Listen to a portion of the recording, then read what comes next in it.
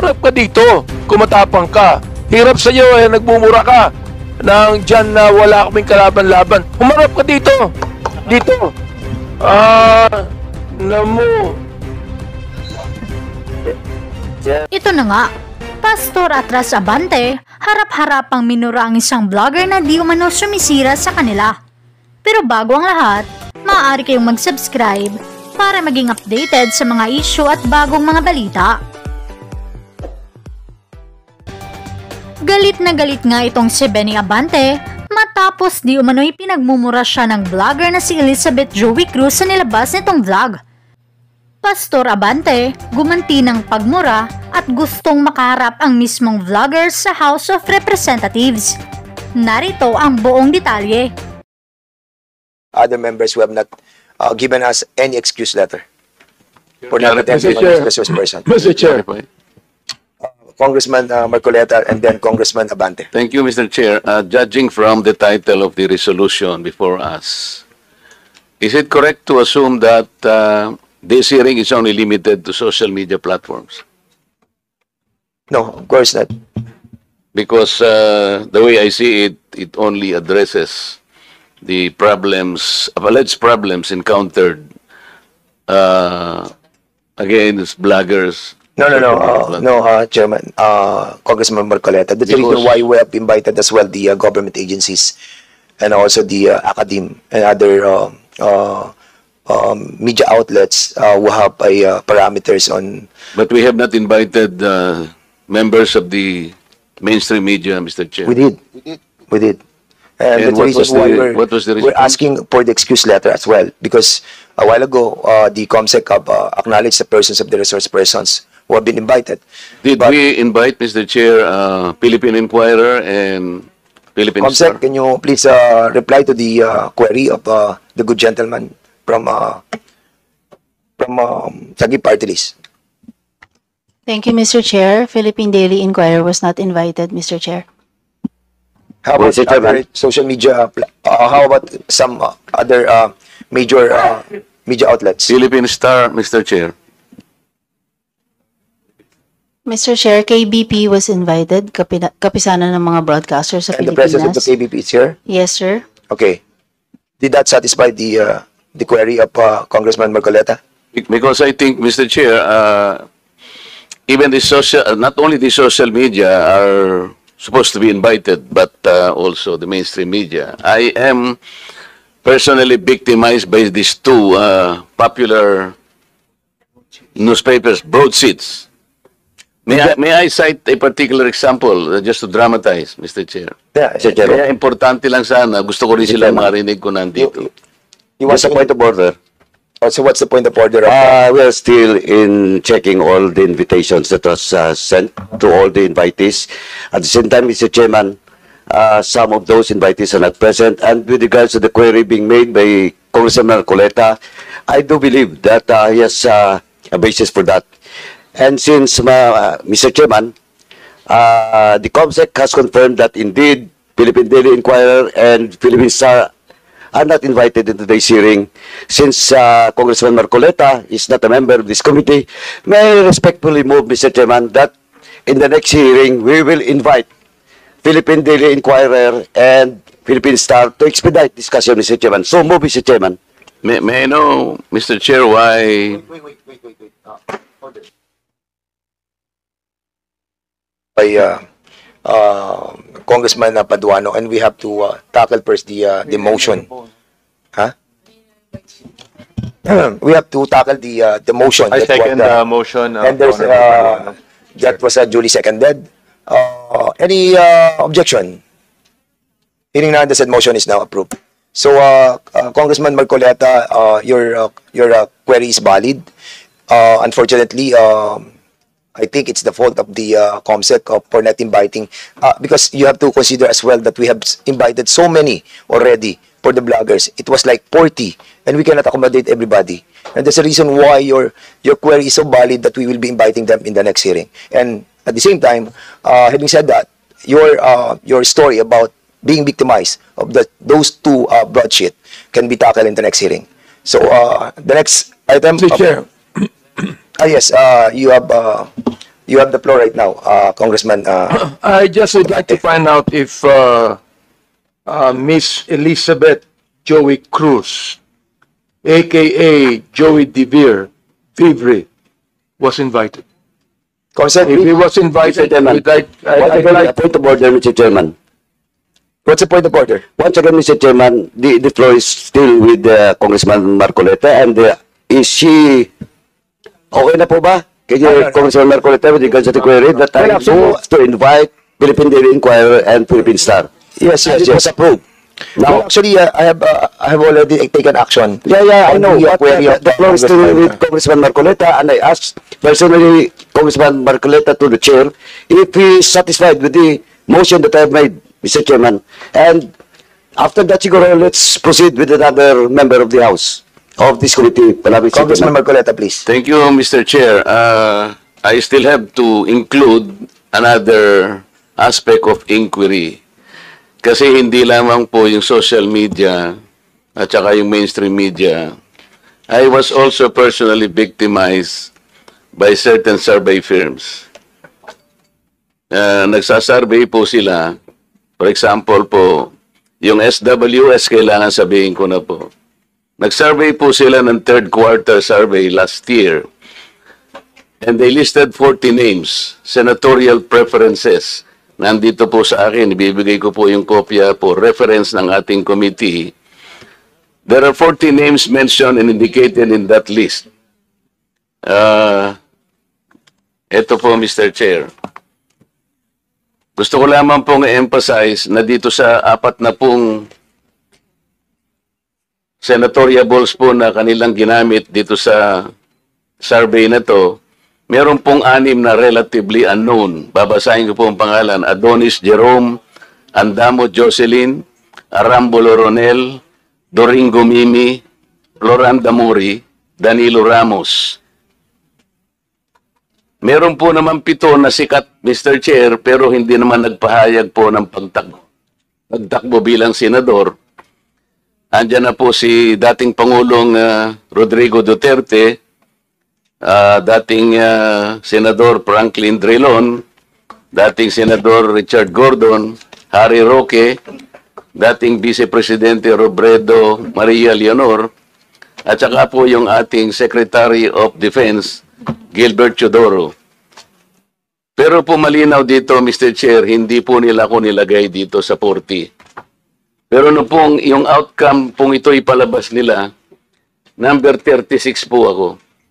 Paano po mangyayari na ako po ay magiging number 36, hindi naman po kasali rito? Ito po yung klase ng mga manipulative surveys na pinaniniwalaan po ng mga tao.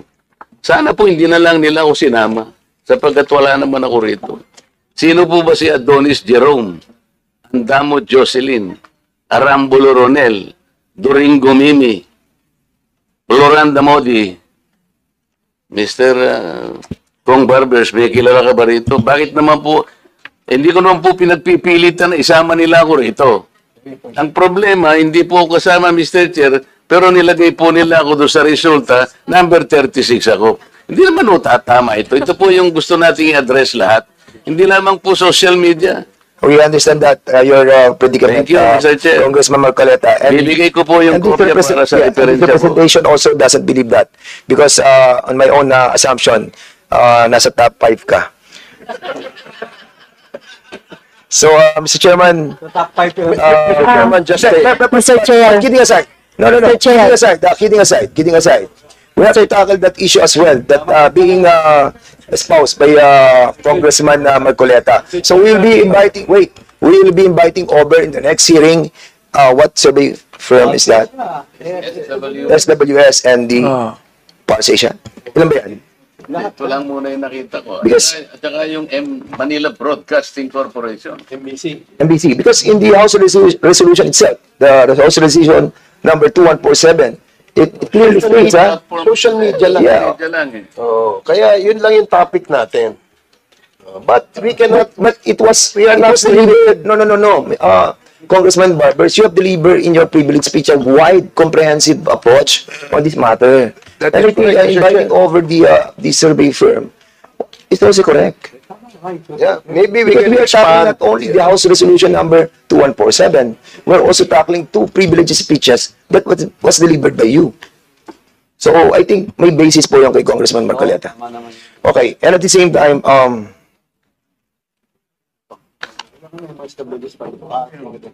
so there's a, Mr. Chair, noted po yung kay Congressman Marcoleta. Now, may I now be Chairman recognized? Abante, now you are recognized.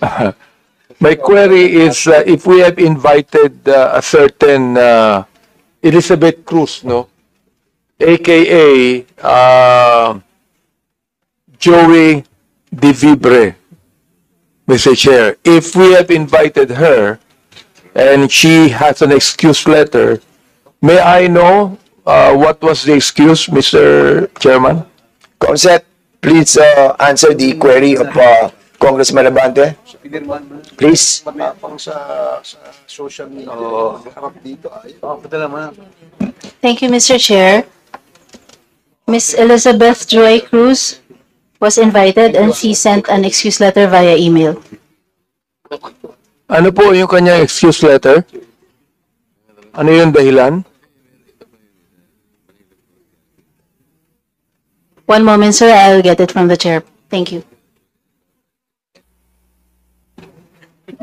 Mr. Chair, Can you kindly also, Comsec, can you kindly also try to tell us those resource persons who have not attended this committee hearing?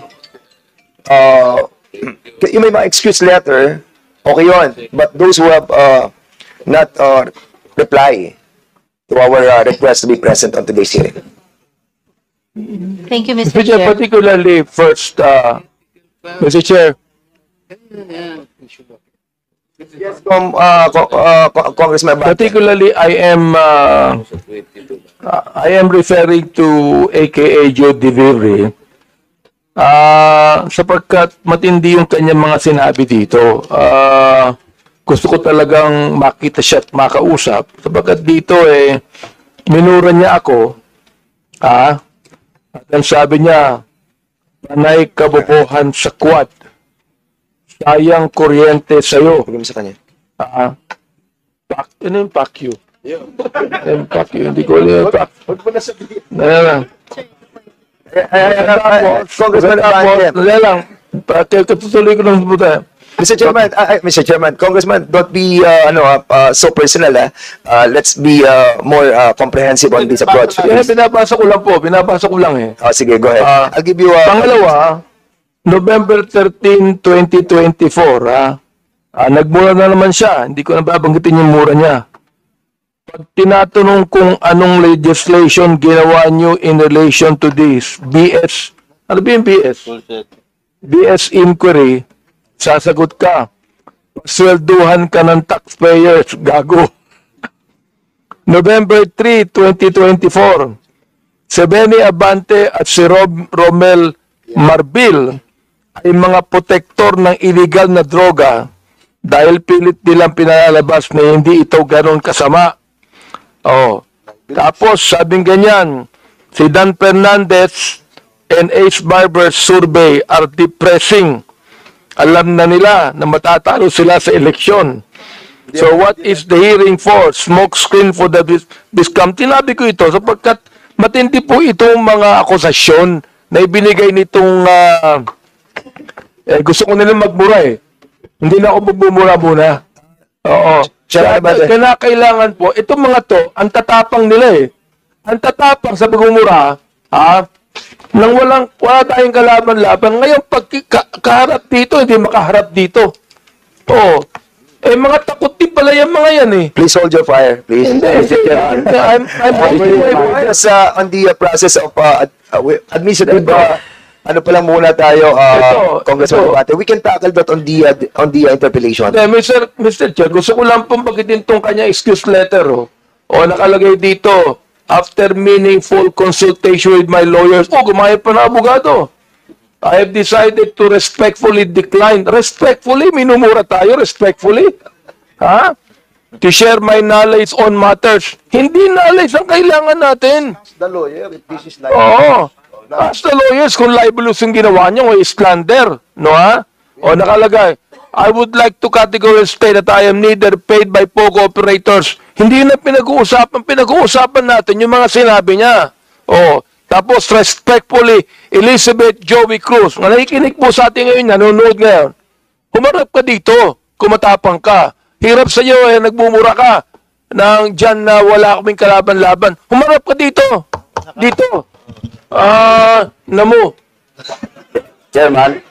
No, wait. Quiet, please observe, refrain from laughing or whatever expression you wanted to, please observe decency and, of course, Chair, I move that we strike out. with all due respect, with Congressman Abante, I feel your sentiment, no? I feel your sentiment, but we are in the process of finding out the, yung pong implementation of the 10175. And I respect your freedom of expression. But what I'm trying to tell you is to refrain from the fire that you wanted to express, no? But for now, nandun pa lang po tayo sa administrative matter, and we wanted to finish that, and then we will be discussing, or we will be approving the ground rules. Wala pa po yung ground rules, and kaya nga po doon sana yung kay Chairman Abante do papatak yan sa ground rules. Anyway, having said that, siguro we'll proceed to the next item Mr. of our Chair, agenda is to approve. So that we can have an orderly hearing, we must first approve the ground rules. I believe that the COMSEC has already distributed copies of the ground rules Correct. To the members present. So therefore, Mr. Chair, I move to approve the ground rules.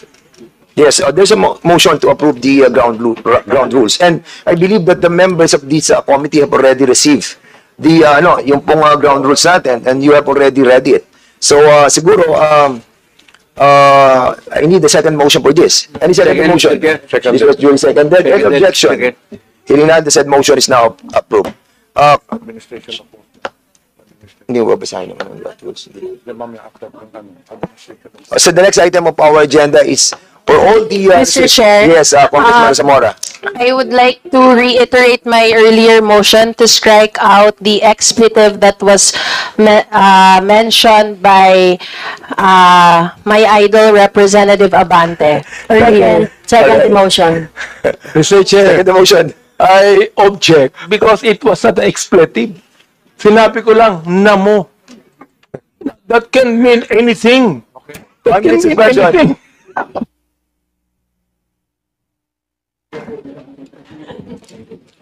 Hearing resumed.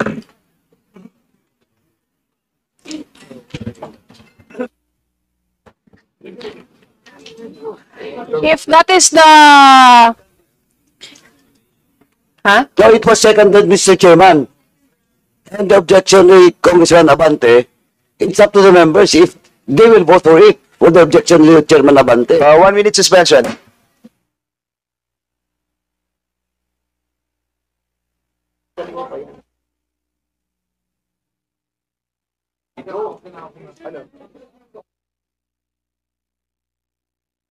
Okay na. Hearing resumed. So there's a motion to strike out the word that was delivered by Congressman Abante, and this was duly seconded. Any objection? Mr. Hearing none, Chair. the said motion is approved. Mr. Okay, Chair, yeah, I just would like to manifest na because it was a motion made by she's just like a daughter to me because her father is a very good friend of mine. So I would like to withdraw my objection, although it is not actually an expletive. Yeah. But I'm withdrawing it for the sake of the motion, Mr. Chair. So the next item of our agenda is the administering the oath of the resource persons. Those who have been invited to attend this committee hearing, please stand up, and the COMSEC is hereby directed to administer the oath of the resource persons.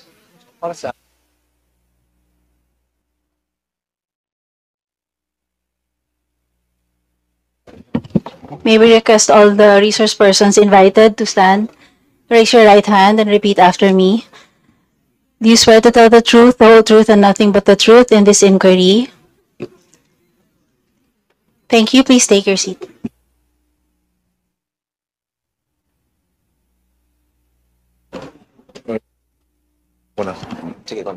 Mr. Chair, once again, Go ahead. we would like to have an orderly proceedings of the hearings. So therefore, we have some reminders to the members because after this, we will now proceed to the deliberation and discussion. Please be reminded that pursuant to our ground rules, House members shall register with the committee secretary and shall be recognized on a first-to-register basis. Members shall be given 10 minutes each for their interpellation, excluding the answers of the resource persons. No member, except the chairpersons or the presiding officer and the senior deputy speaker, shall be allowed to speak or make interjections during the course of the interpellation of a member unless and until recognized by the lead chairperson or the presiding officer. Lastly, we enjoin everyone to observe proper decorum and basic courtesy in our proceedings. Please address your questions to the co-chairs and wait to be recognized. Thank you.